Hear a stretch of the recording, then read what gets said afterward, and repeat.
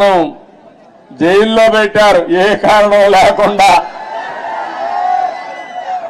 కానీ ఆ రోజు హైదరాబాద్ లో మీరు చూపించిన చొరవ నా జీవితంలో ఎప్పుడూ మర్చిపోలేను.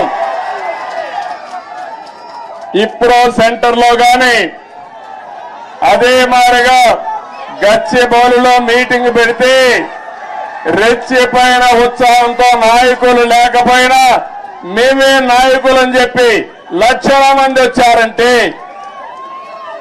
అది నా జీవితంలో ఎప్పుడూ జైల్లో ఉండి చూసి నేను చేసిన పనికి నేను చేసిన అభివృద్ధి గుర్తుపెట్టుకుని నాకు సంఘీభావాన్ని తెలియజేశారంటే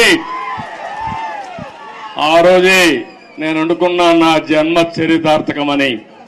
ఇక్కడే కాదు ప్రపంచం మొత్తం అన్ని 70-80 దేశాలు, ఆ దేశాల పేర్లు కూడా నాకు తెలియవు కానీ తెలుగు వారు అక్కడికి వెళ్లి 53 రోజులు రోడ్డెక్కి నిరసనలు తెలియజేశారు.